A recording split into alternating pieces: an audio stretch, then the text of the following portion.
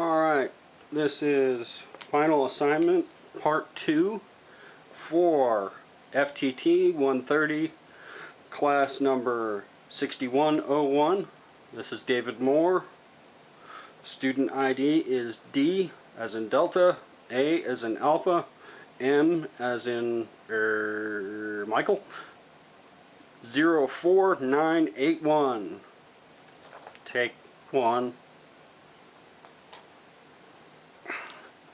This video is brought to you by SDI. Learn stuff. It's also involuntarily brought to you by Flitz. They say you can't polish a turd. They beg to differ. Johnson's Paste Wax. It does stuff pretty good. Watco Danish Oil. Really good stuff. Minwax, because I didn't have the budget for real gun stuff. Super Lube, really good stuff for moving parts. Alright, let us begin. Hey, wait a minute here. Why do we have 2 on the table here?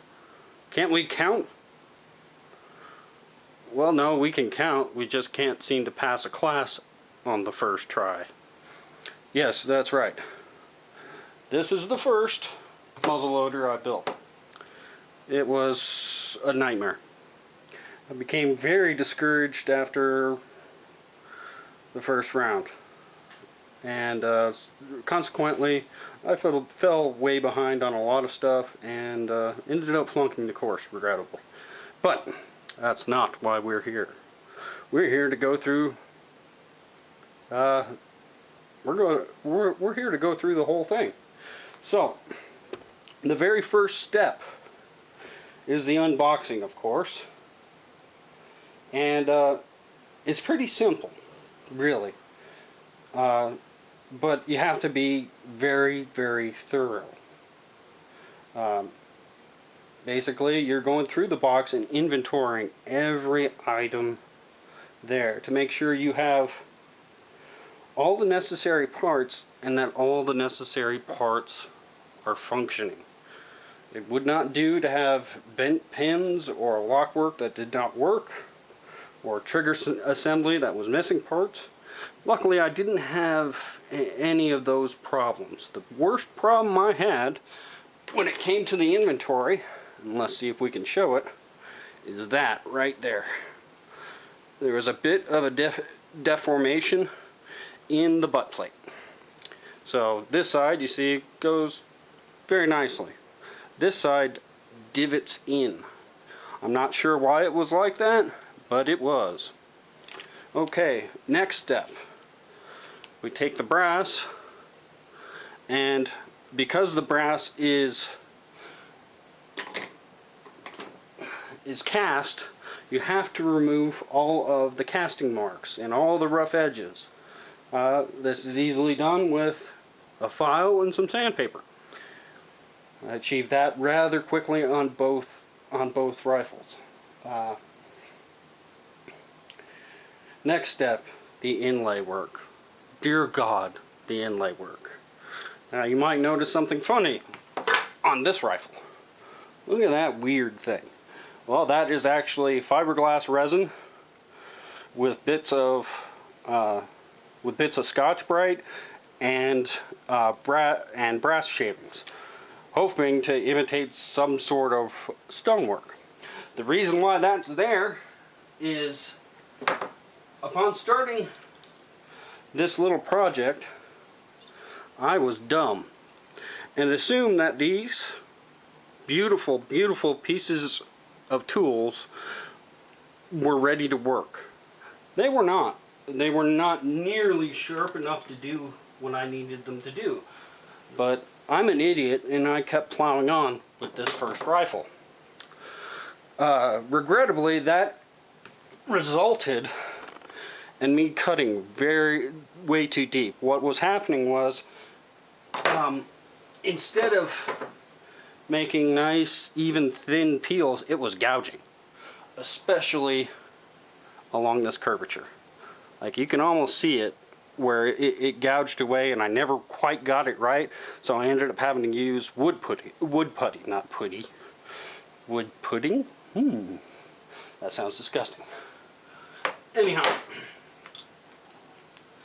next time around I'd learned my lesson, and I used a medium and fine Arkansas stone on these, and then used and then went and took it to my my polisher and used some super fine polishing compound and stropped these that way, because I lack a stropping utensil. Alright, but before we do inlay, we have to take, say, the lock work or the butt plate, and we have to use this stuff. Now the first rifle, I used this stuff and made a god-awful mess. The lesson I learned with this is that for some folks, this works great. For me, no, it's not good. So what I ended up using on the second rifle, as you can see, is a charcoal pencil. Just a simple Art Supply charcoal pencil. This was far less messy, and all I did is follow the same procedure you would with the inletting black, except with the charcoal pencil. And that gave me a little more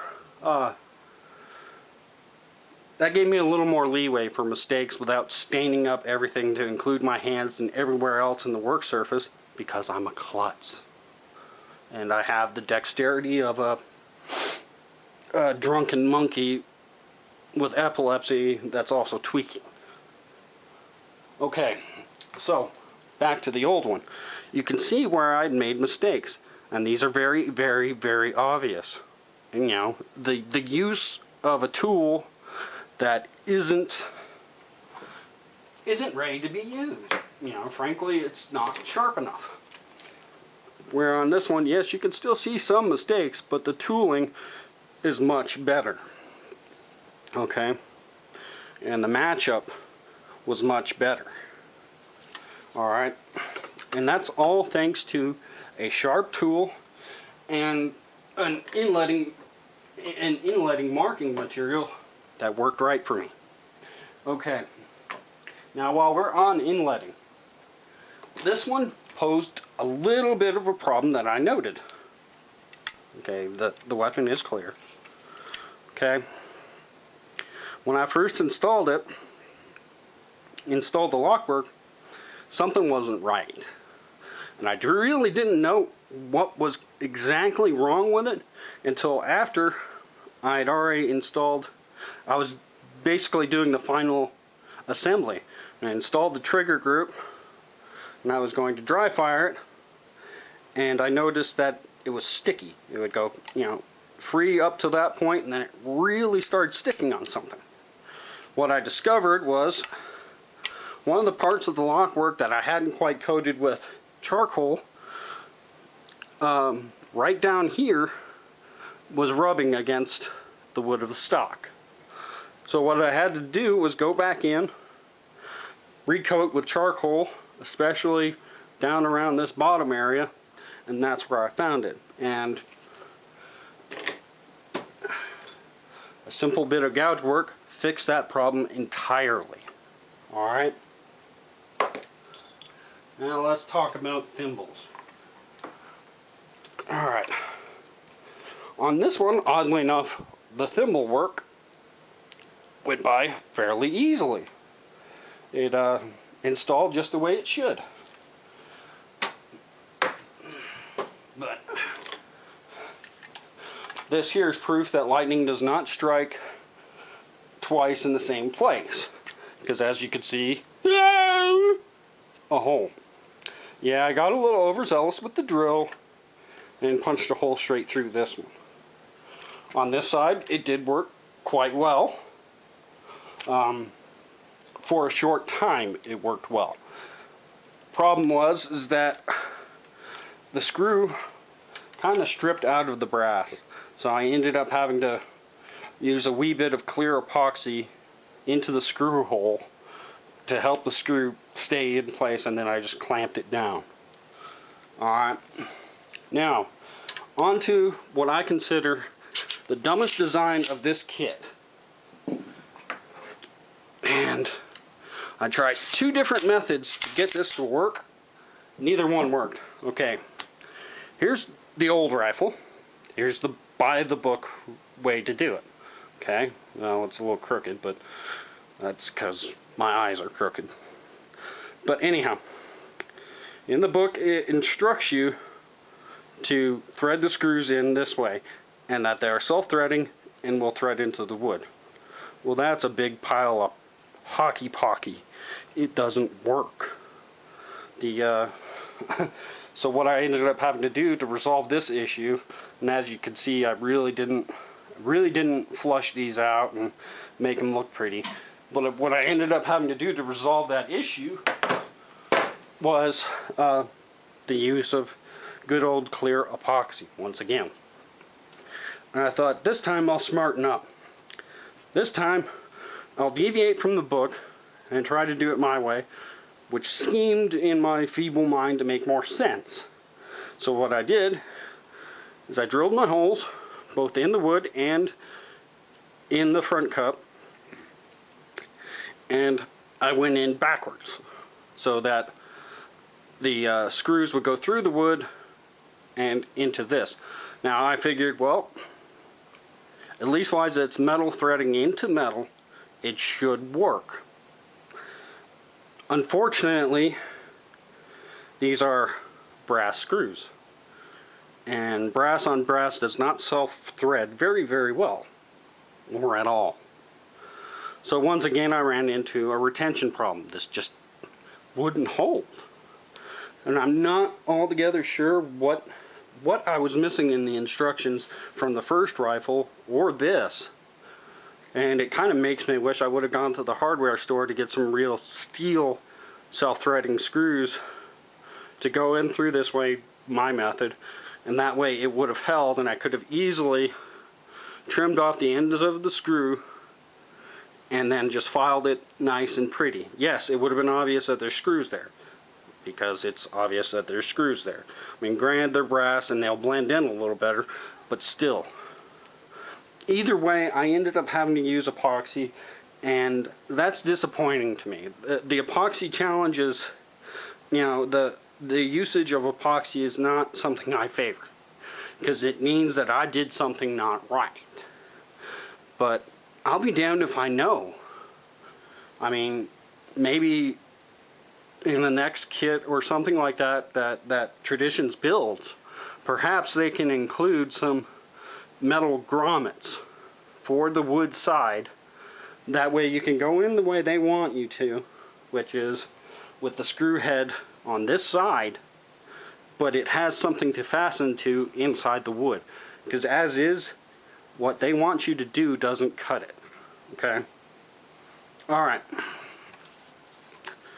Another step was our drilling of these pieces. Damn it. Tenons, barrel tenons. Alright. Let's see. First time around, it went through fairly smoothly. I was pretty happy with how the tenons turned out. They worked, and you know, they held pretty good. You know, the instructions were pretty obvious of what you had to do.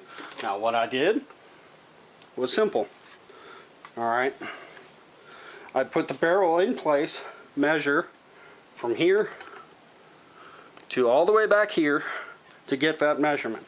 Then from that measurement I would measure distance from here to the first tenon, and here to here for the second tenon, or the rear tenon. And then from there I just took the barrel out of the action and measured from the top of the barrel to the center of the tenon. top of the barrel to the center of the T-knot. And that way I knew where to drill. Okay? Now, you can't hardly see it, which is kind of a victory for me, but right there, see that weird little circle? That's not because of the wood is weird. It's because while drilling the T-knot holes for the pins, my drill bit broke. And so half of the drill bit was sticking out of the stock. The other half of the drill bit that's still in the drill is sitting over in a hole right by it. That does not do. That makes me very sad. But I fixed it up the best I could, got another drill bit, got the job done. That was one of the tasks with the first rifle that I was really scared about. But you do your measurements right, and it'll work out all right. Okay, let's see here. Yes, the sights. Well, these are fairly obvious what to do. All right, you're using a brass punch, a little hammer. Maybe if you've got a small steel ball peen and a brass punch, you can do it that way, or I did it just with this. It was easy enough. Where I ran into a problem, and it's a problem I never expected to run into. Yeah, here it is. Okay, the front sight, when I went to install it, it went in and whoop, fell right back out. The dovetail was either cut too small, or the dovetail on the barrel was cut too small, or the wedge on the front sight was cut too small. One way or another, this was just slipping right out. Now if you take a close look, I don't even know if I can show you this on camera, but if you take a close look, you can see just a teeny tiny mark right there. That is where I pinned the dovetail down to make for a tighter fit. It may require more work later on to secure that, but what I did use was some Loctite retaining compound, put it into the dovetail, gave it a good whack, and then tapped in the sight, which it was a little tighter that way, and then I gave it that same spot another whack to secure down on that wedge, and it seemed to work. Okay, where are we now? Yeah. Alright, installing the trigger. This is pretty simple stuff. Alright, once again with the charcoal pencil, I marked up the underside of this whole trigger unit, and then with a brass punch and my little hammer there, I set it in place and gave it a few good taps at the back, at the front, and avoiding these little screws in here right in the center. And when I pulled the trigger unit out, I could see a clear outline of where everything fit flush and where everything else was a darker pattern that I needed to cut down. So once again, with the use of handy dandy and sharpened gouges, I was able to take out enough material to get this to lay flat without forcing it with the screws. Because as you can see, this underside is also your tang screw. So that one will hold mechanically very well. But this is just a wood screw on this side. So if this isn't laying flush and correct, sure, you can, put in your wood screw first and then bend your trigger unit down and put it and try to tighten it up with the tang screw. But likely what's going to happen is as you tighten that tang screw, this wood screw is going to pull out. If it's not bedded correctly, it's just going to pull out. Alright, let's see if I can show you this.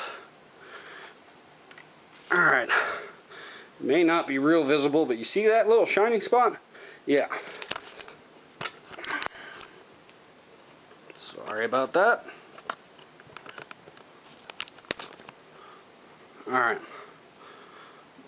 that would be this screw. Now, directly according to our directions, this may happen, where this screw was just a bit too long and it was rubbing against the underside of the hammer. So what I ended up having to do is test fit it quite a few times. I think it was about 3 times, you know, after discovering it. Now I put the screw in, try to cock the hammer, and I could feel it rubbing. So I'd pull the screw out, do a little bit of file work on it, put it back in, test fit it, try it. And went over that 3 times before I got the good length that I needed for that screw. Alright. Now the instructions ask that I talk about what I found the most difficult. And on both rifles, it is this contour that I find the most difficult to do. Matching this contour to this to make a perfect little corner there. I found it extraordinarily difficult on both rifles.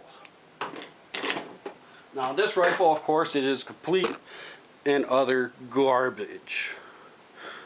I mean, yes, this looks kind of nifty if you're half blind and drunk. You know, this one inlay part, but the rest of it just it never worked right. And part of that is just right down to my failure to sharpen these. You know, sharpening these is of the utmost importance. With this one, I'd like to think that I did a better job. And in fact, I think I did do a better job. I was a little lighter with the chisel work, and I was working with sharper chisels and able to just peel away just enough, or close to just enough. I won't say this is perfect. It's not. It's still kind of fugly. But just enough material and to get what I kind of needed, and then from that point on it was sandpaper work to just kind of smooth out the chips and get the contour perfect. If you hear that in the background, it's my dog snoring.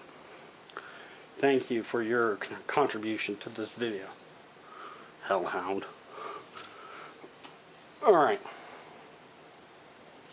now finish work.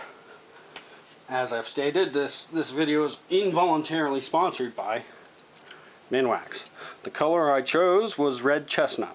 Now, there's an interesting thing about this. Okay, you note how this rifle is pretty much a different color from that rifle. Alright, what I did with this first rifle is I used a mixture of acetone and the stain. The first coat, I believe, was 25-75. 25 stain, 75 acetone. And I kept working it that way until it was pure stain. And what resulted was something that I hadn't anticipated. It kind of gave it this, you know, burnt tobacco kind of color. Which is alright. It's pretty, sort of. But it was not what I wanted. So, on the second rifle, what I did was I went straight stain. Okay, now I'm getting out of order here because that's after shaping, so dang it, we'll go back to shaping. Okay, once I got this to fit pretty good, of course I had excess stock here and here and some rough areas here, and of course along here where the channel is for the ramrod. Okay, so the bulk of my work ended up being here, of course, because you have a lot of excess wood up here and you need to match the butt plate over here.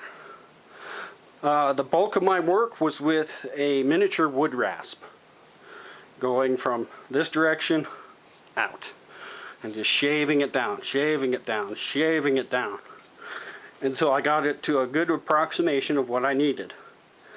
And then I started with some 80 grit sandpaper and kept working it along the grain until I was even closer to these edges and along here. And then I just steadily went up in grain of sandpaper until I got to about 600. Now you wouldn't know it looking at it, but it's been kind of been banging around the house for a little while, so it's kind of, because I got this project done early.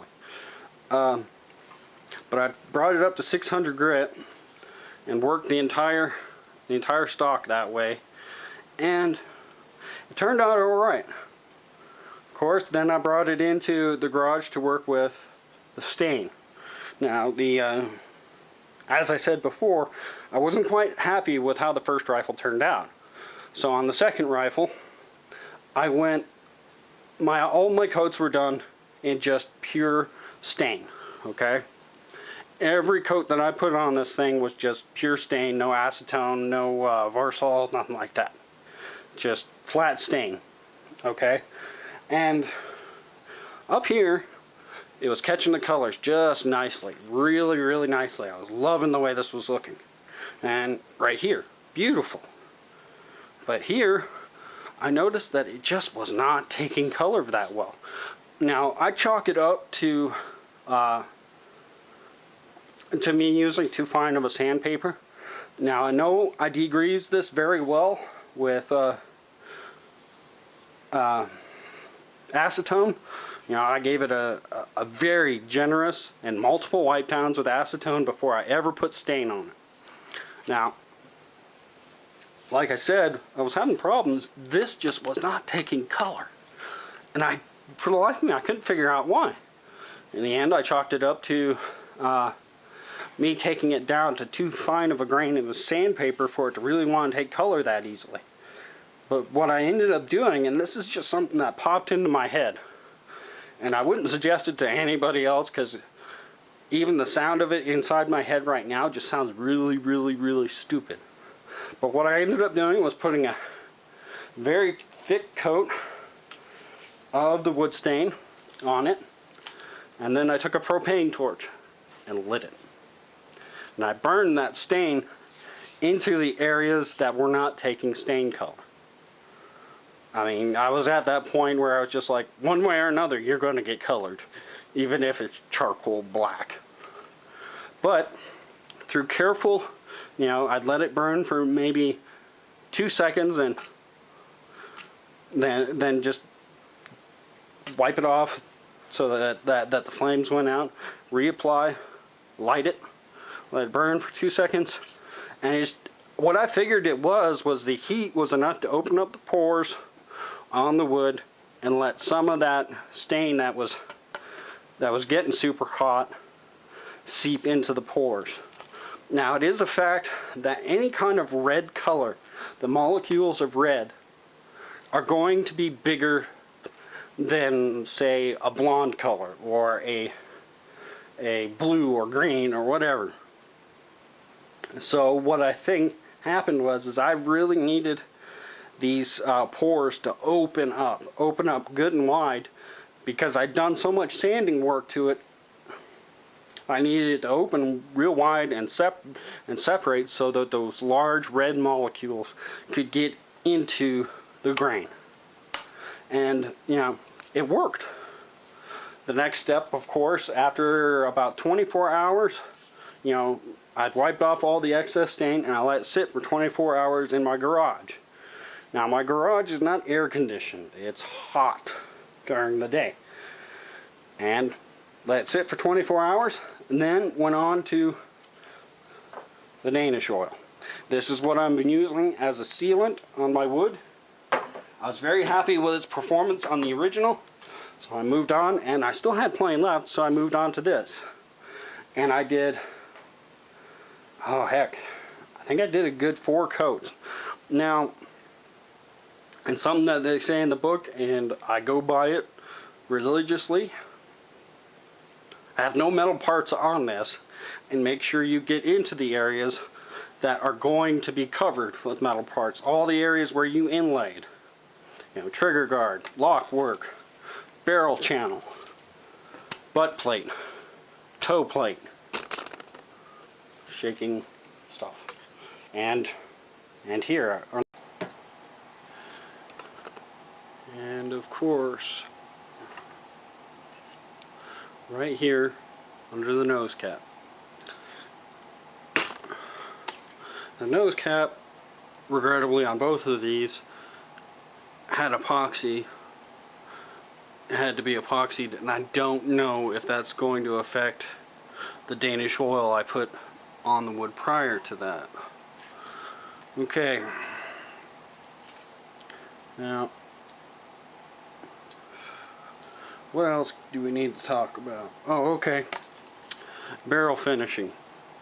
Now, I had a bit of leftover Brownell's Oxbow Blue, and that's what I used as a temporary finish. At some point in time, yes, I would love to do a rust blue on all of this, but right now I did not have the funds to be able to do that. So I had to make do with some Oxbow Blue and a propane torch. This took several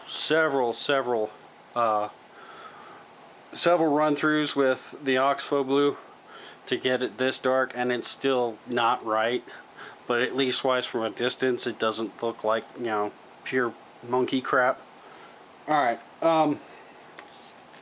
here's another thing that I did.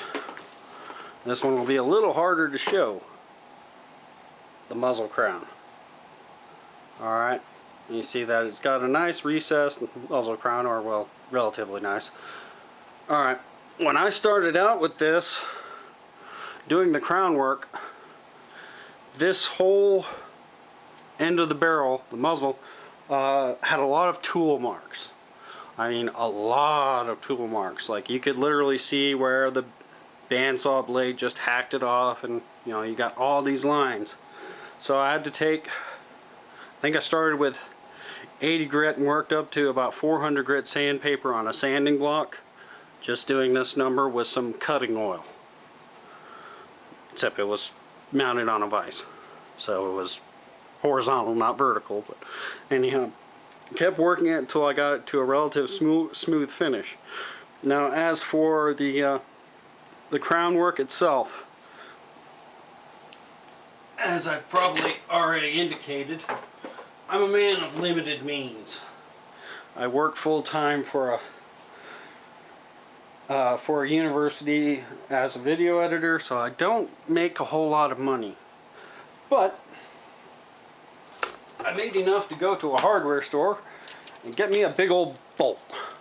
Now, I wish this bolt had been brass, because it probably would have worked a little better. But I got a big bolt with a smooth, or what was a smooth head. There was no writing, no nothing. It was just a nice smooth head. And I took some 320 grit lapping compound, smeared it all over this. I had the barrel mounted in. A vise. This was shortly after I did the bluing. And what I did was I just ran this drill, and because it's rounded, it automatically wanted to center inside the muzzle. And I just ran it at a very low speed for a very long time. With certain intervals, I would take it off, put a little bit more lapping compound on it, do it again. After I was done that, that's when I did the final Oxbow Blue on the end of the muzzle. And ta-da, I had a rifle. A muzzle loading rifle. Oh, and I almost forgot. We worked on the ramrod a little bit. Polished up the brass and applied the stain. The stain took very well to the ramrod after I'd sanded the ramrod and then cleaned it off with some acetone. Put some stain on it. Took the stain very, very well, and then sealed it off with some Danish oil. Pretty simple stuff. Alright. So let's make sure the action works. Okay, we are cocked. And let's see. This will probably hurt, but here is the set trigger. Ooh, set. Hey, it works. How about just the trigger on its own without the set? Hey, it works. Cool. Alright. This shall conclude... Oh, wait a minute. No, I still got some stuff to go over. woodworking. And what I will take from this and use in future. Okay, uh-oh. Battery looks like it's going to crap out on me. Sorry. Anyhow, let's try to make this quick. What I will use in the future. Well, for one thing, I will use sharp chisels. And I would like to refine my ability to inlay, say, butt plates that have this curve to it. Because that was the most challenging thing. And, you know, whether or not I like screwing up stuff doesn't matter. I need to be able to practice this kind of thing. So, in future, you know, I'm going to be using what I learned here. I really was happy with the charcoal pencil trick because, let's face it, for me, inlay black is very, very messy. I'm not very good with it, so I found a substitute that works for me, and that's important. So yeah, this is something that I would like to keep practicing on. Probably not on muzzleloaders though. I'm not a black powder guy. Okay, I'll be honest. That's probably why you're not going to get a test fire out of me, because I just don't have the materials to test fire black powder. Alright? And nor the money to get the materials. And hell, as is, these will probably end up as wall hangers. Regrettably, because they are very nice and I'm sure they shoot really cool. Things that I feel I could take away from this, definitely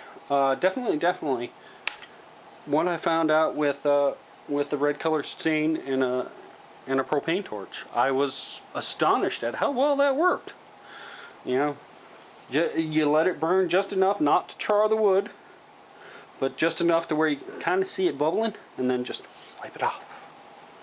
I think I will continue using Danish oil.